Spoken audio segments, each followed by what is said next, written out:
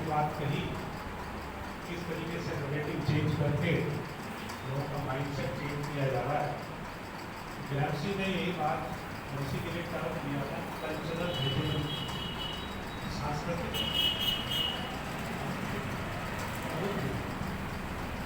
किस तरीके से लोगों के दिमाग को चेंज करना है, लोगों के सोचने का तरीका ही बदलना है। ये सारा प्रयास इस वक्त किया जा रहा है। प्रतिरोध करने की आवश्यकता है।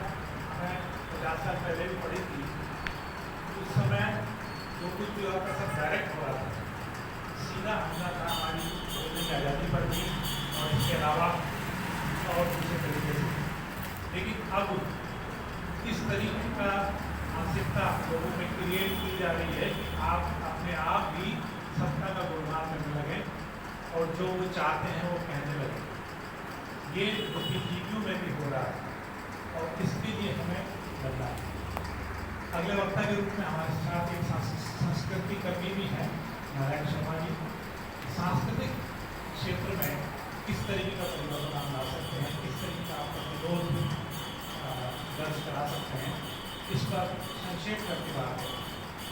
नारायण जी थोड़ा संक्षेप रखें, विस्तार काफी होता है।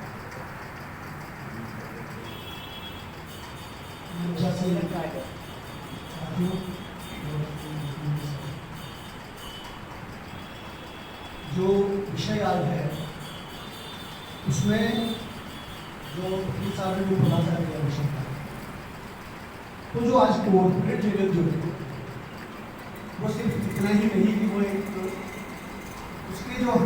उसका जो लगातार जो हमारे ऊपर आक्रमण हो रहा है, हमारी जगह जो लगातार खाली हो रही है और हमें जो मिलना चाहिए अपने नौकरियों के जरिए, रोजगार के जरिए, उसमें लगातार हमें कमी देखने को मिल रही है।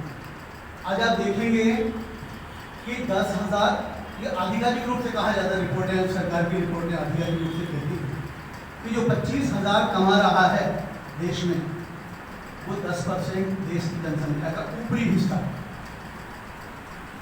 ये कितने दुर्भाग्य की बात है। इसको समझने के लिए कॉर्पोरेट जगत को हमें समझना होगा कि आज क्या हो रहा है। एक जमाना था जब हमारी बचतें 34-35% तक बचतें हुआ करती थी। बचत खातों में भारतीय लोग 30-35% तक बचत जमा करते थे अपनी। वो आज घट करके कितनी रह गई? लोग पुरानी बचतों को निकाल के खा रहे हैं। जीपीएफ जिनके हैं वो जीपीएफ से निकाल के काम चला रहे हैं। क्यों?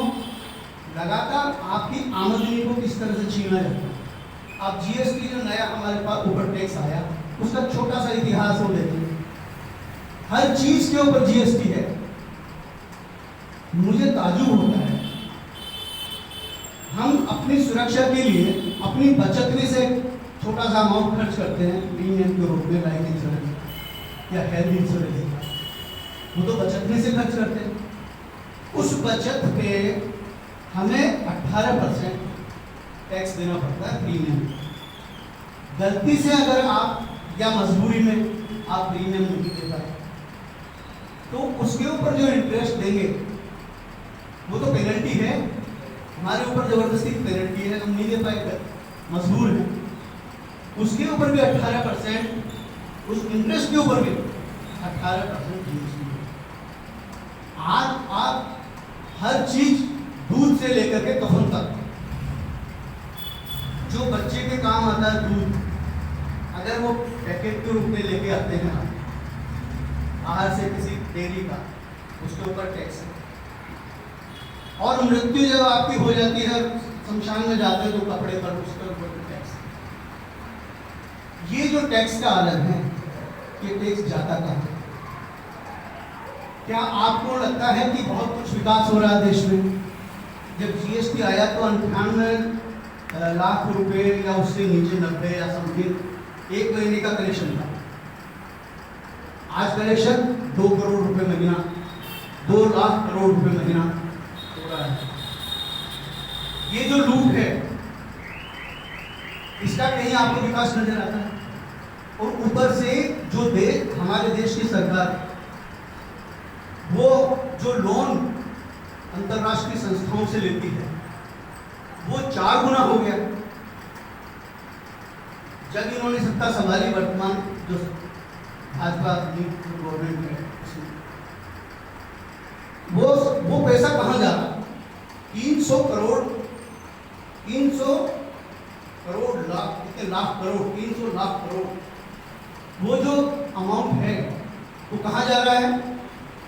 बड़ी बड़ी सड़कें बनाने, कहाँ से लेकर बड़े बड़े जो बंदरगाह हैं, बड़े बड़े जो हवाई अड्डे हैं, बड़े बड़े शहर हैं, उनको जोड़ते हुए इतनी बड़ी बड़ी सड़कें तो किसके लिए बन रही है? कॉर्पोरेट से। किसके पैसे पे बन रही है? जनता से जो लूटा हुआ धन है उससे, जो जनता के ऊपर लादा जा रहा है कर्ज के रूप में, उससे जो भविष्य हमारा गिरवी रखा जा रहा है अंतर्राष्ट्रीय संस्थाओं को उनके, और वो सीधा फायदा किसको होने वाला है? अडानी को, अंबानी को। देश के ज्यादातर बंदरगाह आज किसके पास है? मुंबई का सबसे जो प्रचलित, जो सबसे कमाऊ देश का एकमात्र जो हवाई अड्डा है, जो अकेला 24% रेवेन्यू जनरेट करता है, उस पर किसका अधिकार है? अडानी का है। कमाई कहाँ जा रही है उसकी? अडानी के पास जा रही है। बस इतना ही नहीं है, इस कॉर्पोरेट जगत को बारीकी से समझने के लिए आपको समझना पड़ेगा कि 20 लाख करोड़ रुपए पिछले दिनों में जो आपकी और हमारी मेहनत की कमाई जो बैंकों में बचतों के रूप में जमा की, उसको नदारद कर दिया गया है। बट्टे खाते में जो डलती थी अमाउंट, उसको खत्म कर दिया गया। वो बैंकों की बैलेंस शीट में नहीं है, बैंक हेल्दी हो गए।